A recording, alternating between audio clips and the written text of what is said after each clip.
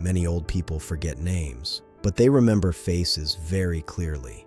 They look at someone and say, "I know you. I have seen you before." But the name does not come. This is not carelessness. This is not a mistake. This is how the aging brain works. As people grow older, the brain changes slowly. Not all parts weaken the same way. Some parts stay strong. Some parts become slow. The part of the brain that remembers faces is very deep. It is connected to emotions. Faces are not just images. They carry feelings. They carry moments. They carry stories. When an old person sees a face, they are not just seeing eyes, nose, and mouth. They are feeling something. A memory wakes up inside them. A memory without words, but names. Names are different. Names are stored in a different way. They are more like labels. They do not carry deep emotion.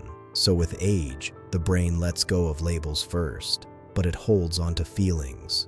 That is why an old person may forget your name, but still feel close to you. And sometimes this creates a quiet confusion inside them. They recognize you. They feel something familiar, but they cannot explain it. And this gap, this small gap between knowing and not knowing, can feel uncomfortable. So they try, they smile, they look closely, they search inside their mind, but the name does not come. This moment is very important to understand, because from the outside, it may look like they don't care, but inside, they are trying very hard, very hard. Sometimes they even feel embarrassed. They think, "I should know this person. Why can't I remember the name?" And slowly, they stop asking. They stop trying openly. They begin to hide it. They may say things like, "How are you? Good to see you." They avoid using names. This is not random behavior. This is a coping method, a silent adjustment. Old people learn to protect themselves from small social discomforts like this. Because these moments happen more often with time, and every time it happens, it reminds them of something deeper, that their mind is changing. And that realization is not easy. It brings a quiet fear, not loud fear, not panic, but a soft, constant awareness that things are slipping slowly. Now here is something very interesting. Even though they forget names, they often remember how a person made them feel. If someone was kind to them, they remember the warmth. If someone ignored them, they remember the distance. If someone hurt them, they remember the pain. Even if the name is gone, the feeling stays. This tells us something very powerful about the human mind. As we age, logic becomes weaker, but emotions stay strong, very strong, sometimes even stronger than before. This is why old people become more sensitive, not because they are weak, but because they are living more in feelings than in facts, and faces connect directly to those feelings. A face can bring back a whole moment, a room, a conversation, a laugh, a silence. But a name alone cannot do that. A name needs effort. A face brings memory instantly. So the brain holds on to what is easier and more meaningful. Now think about this.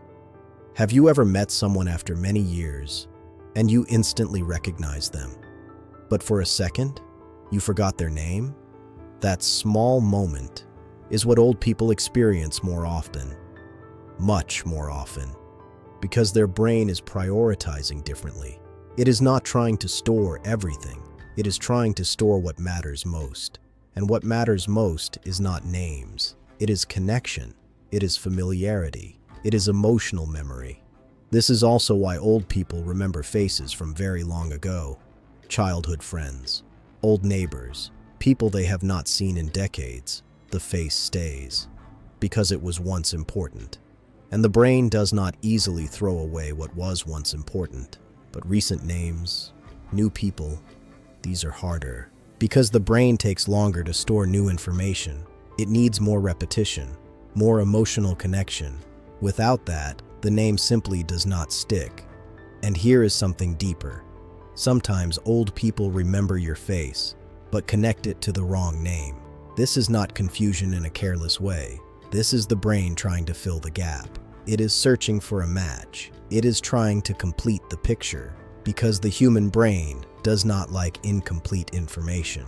So it guesses, and sometimes it guesses wrong. But the intention is still the same.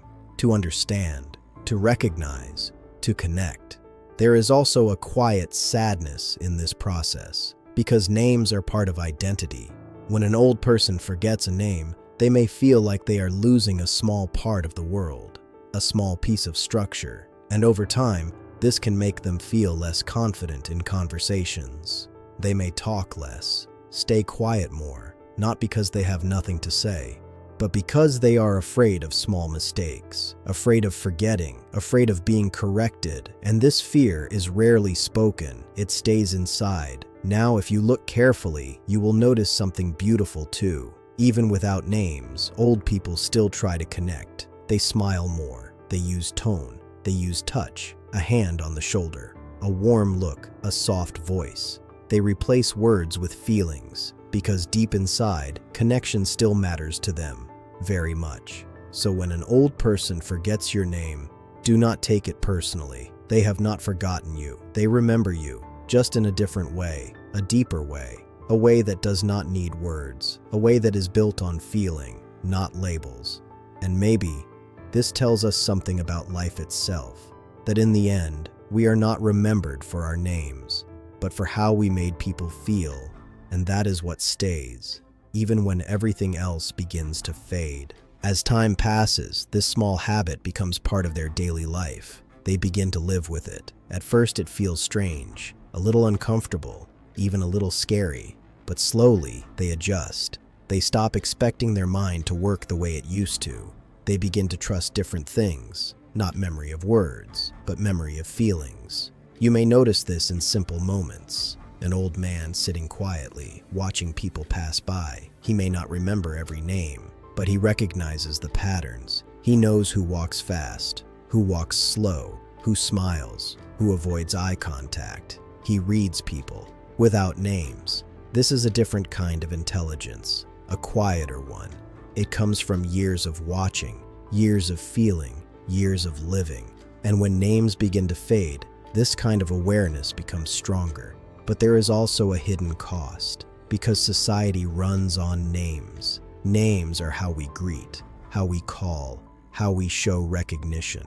So when an old person forgets names, they may feel slightly outside the system, like they are not fully keeping up. This creates a soft distance, not visible, not spoken, but felt. In gatherings, they may stay quiet, not because they are bored, but because they are unsure. Unsure if they will remember who is who, unsure if they will say something wrong. So they listen more, and in that listening, they begin to notice things others miss. Tone changes, small tensions, unspoken emotions. Because when words become less reliable, the mind starts focusing on what cannot be said easily. This is why many old people become very intuitive. They sense things. They feel when something is off, even if they cannot explain it clearly. And this again connects to faces. Faces carry emotion. A small change in expression can say more than a name ever could. Now think about family situations. A grandson visits after a long time. The old grandmother looks at him. She smiles. Her eyes soften. She feels love instantly. But the name? It may take time, or it may not come at all. Inside her, there is no confusion about the feeling. She knows this person is important, very important. But the label is missing, and sometimes this creates a quiet pain, not because she forgot the name, but because she knows she should remember. This should is heavy. It comes from a lifetime of being sharp, being aware, being in control. Now that control feels weaker, and that is not easy to accept. So what do many old people do? They compensate. They develop small tricks. They avoid using names. They use general words. Beta, son, my dear. These words feel safe. They carry warmth, but no risk, no chance of being wrong. And over time, this becomes their new way of speaking. You may think it is just habit, but it is actually adaptation, a quiet survival strategy. Now let's go deeper. Why does the brain let go of names first? Because names are one of the weakest types of memory. They are arbitrary. They do not describe the person. They do not show emotion. They are just assigned labels. The brain prefers meaningful connections. For example, If someone is known as the kind neighbor, that idea stays longer than the actual name, because it is connected to experience. So as the brain ages, it holds on to meaning and lets go of randomness. This is not failure. This is filtering. The brain is becoming selective. It is choosing what is worth keeping and what can be released. Now imagine a life of 70 or 80 years, thousands of people, thousands of names. The brain cannot keep all of them forever, so it simplifies. It keeps the essence, the feeling, the impact, and removes the rest. In a way, this is a very human process. Even young people do it. We remember how someone treated us more than what their name was. But in old age, this process becomes stronger, more visible, more constant. There is also a biological reason. The part of the brain that handles names requires quick retrieval, fast access. But with age, retrieval speed slows down. The information may still be there, but harder to reach. Like a book in a large library. You know it exists, but finding it takes time. And sometimes, before you find it, the moment passes. The conversation moves on, and the chance is gone. This is why old people often say, "It was on the tip of my tongue." They are not wrong. The memory is there, just slightly out of reach, and this gap, this delay, becomes more frequent. Now here is something very emotional. Sometimes, after a conversation ends, the name suddenly comes back, out of nowhere, clear and strong. And in that moment, they feel a mix of relief and sadness. Relief, because they remembered. Sadness, because it came too late. No one sees this moment. It happens quietly, inside them. And these small, silent moments build over time. They shape how an old person feels about themselves, about their mind, about their place in the world. So when you interact with an older person, your response matters more than you think. If you show patience, they feel safe. If you show irritation, they feel small. And over time, these reactions either open them up or slowly close them off. This is why some old people become very quiet, not because they have lost interest, but because they are protecting their dignity. They choose silence over the risk of embarrassment, and yet, even in silence, they are observing everything, feeling everything, understanding more than they say, because their connection to the world has shifted from words to feelings, from names to presence. So the next time an old person forgets a name, look beyond that moment. See what is still there. Recognition, warmth, effort, because even when the name is gone, the connection is still alive, just in a different form, and maybe a more honest one. There is another layer to this that most people never notice. Old people do not just forget names. They begin to experience memory in a different order. First comes the feeling, then comes the image, and only at the end, if it comes at all, the name. This order slowly reverses with age. When we are young, we hear a name and everything follows. But in old age, they see a face and wait. They wait for the rest to arrive. Sometimes it does, sometimes it doesn't. And this waiting becomes part of their inner world. A quiet pause, a small delay between recognition and clarity. And during this pause, they often look more closely at you. You may think they are just staring, but they are searching. Not in a confused way, in a focused way. They are trying to connect pieces, a smile, a gesture, a tone of voice. They collect clues. Because the brain now works more like a puzzle than a fast system, and every interaction becomes a small effort, not a heavy effort, but a constant one. Now imagine living like this every day, meeting people, recognizing them, but always having that small gap. Over time, this changes how a person behaves socially. They may avoid crowded places, too many faces, too many chances to forget. They may prefer small groups, familiar environments, predictable interactions, because predictability reduces pressure. In a known space, they already understand the roles. They know who usually sits where, who speaks how. So even if the name is missing, the context helps. But in new environments, everything feels harder. And this is why many old people slowly shrink their world. Not because they want less life, but because they want less confusion, less pressure, more comfort. There is also something very emotional hidden here. Names are a way of showing respect. Calling someone by their name is a sign of acknowledgement. So when an old person forgets a name, they may worry, did I just disrespect them? Even if no one says anything, even if no one notices, this thought can stay with them, and it affects how they see themselves. They may begin to feel less capable, less sharp, less confident, and this feeling can slowly turn into withdrawal. Not suddenly, very slowly. They speak less, they initiate less, they observe more, and from the outside, it may look like they are becoming distant, but inside, they are simply becoming careful. Careful with words, careful with interactions, careful with themselves. Now let's look at something deeper. Why do faces stay stronger in memory? Because faces are processed in a very special part of the brain, a part that is designed just for recognition. This system has been used since childhood, since the very first moments of life. A baby does not know names, but a baby knows faces, knows the mother's face, the father's face, knows safety through faces. So this system is very old, very strong, and very emotional. As we age, the brain holds on to older systems more tightly because they are more stable, more practiced, more deeply wired. But names are learned later in life. They depend more on language, on quick recall, on mental speed, and these are the areas that slow down with age. So what we are seeing is not random forgetting. It is a shift toward older, deeper systems, toward what the brain trusts the most. And what it trusts the most is feeling and recognition, not labels. This also explains why old people often remember faces from long ago more easily than recent ones. Old memories are stronger. They have been repeated many times, revisited again and again.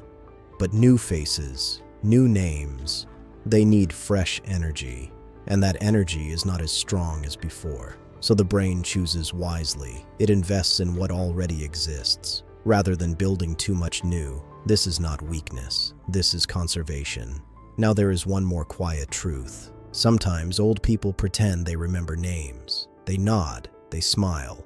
They act as if everything is clear, not to deceive, but to protect the moment, to keep the conversation smooth, to avoid embarrassment.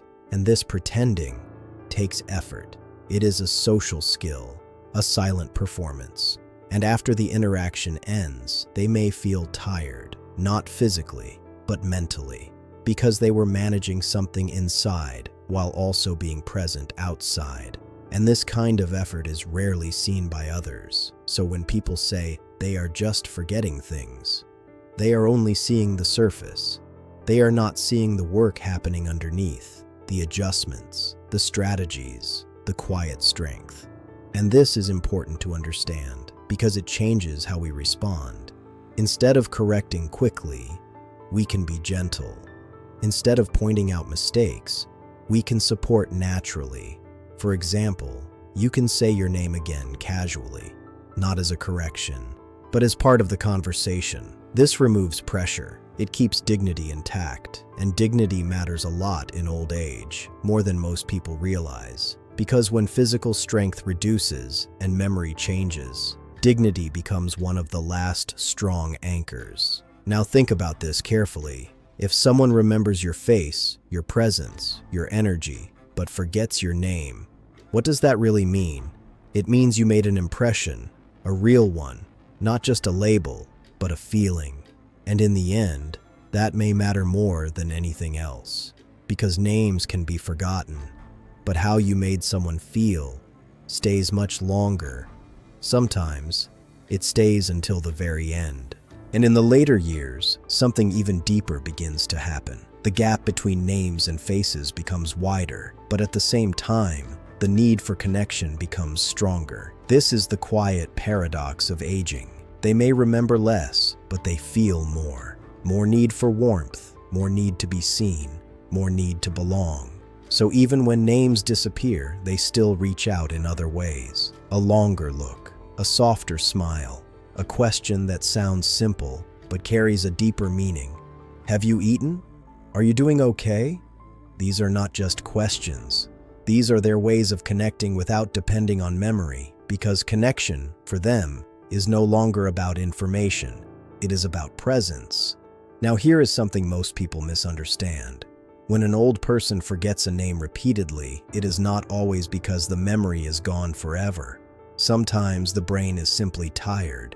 Retrieval becomes slower with age, like walking on a road that used to be smooth, but now has small obstacles. You can still reach the destination, but it takes longer. And if there is pressure, if someone is watching, if there is fear of being wrong, the mind blocks even more. Stress closes the door, so the name stays hidden. But in a relaxed moment, when no one is expecting anything, the name may suddenly appear, clear, effortless. This is why patience changes everything. When you give an older person time, you are not just being polite. You are helping their brain function better. You are removing pressure. You are opening space. And in that space, memory works more naturally. Now think about how many times in life we rush conversations. We expect quick answers, quick reactions. But old people live in a slower rhythm, not by choice, but by nature. Their mind processes differently now, slower, but often deeper. So when we rush them, we are not just speeding things up. We are breaking their natural flow. And this can make them feel disconnected, like the world is moving just a little too fast for them. This feeling is very quiet, but very real. And over time, it can turn into loneliness. Not because they are alone, but because they feel out of sync, out of pace. Now there is also a very human side to this. Some old people laugh when they forget names. They make jokes. They say, "My memory is getting old." But behind that small joke, there is often a deeper awareness. They know what is happening. They feel it. Every small slip, every forgotten name, is a reminder of time, of change, of letting go. And even though they accept it, it still touches something inside, something soft, something emotional. Because memory is not just a function. It is identity. It is how we connect past to present. And when parts of memory fade, it can feel like small pieces of self are becoming lighter, less solid. But here is the quiet beauty in all of this. As names fade, judgment often fades too. Old people begin to care less about formalities, less about titles, less about labels. They focus more on how someone feels, how someone behaves, how someone treats them. So in a strange way, their world becomes simpler, more honest, more real, because it is no longer built on names, but on experience. And this changes relationships. A person who visits them regularly, sits with them, listens to them, will feel close to them, even if their name is never fully remembered. But someone who only shows up occasionally, even with a strong identity, may feel distant, because emotional presence matters more than identity markers now. This is why some old people say things like, "I don't remember names, but I remember hearts." And even if they don't say it out loud, they live it every day. Now, if you look at this from a deeper perspective, this is not just about aging. This is about what the mind chooses to keep when it cannot keep everything. And what it chooses is very telling. It keeps warmth. It keeps connection. It keeps emotional truth. And it slowly lets go of the rest. So maybe this is not just loss. Maybe it is also refinement. A quiet filtering of life, where only the most meaningful things remain, and everything else gently fades away. So the next time an old person looks at you, recognizes you, smiles at you, but cannot say your name, pause for a moment. Do not correct quickly. Do not feel hurt. Look at what is still there. Recognition without words, connection without labels, memory without structure. Because in that moment, you are not just being remembered, you are being felt. And in the end, that is the kind of memory that lasts the longest.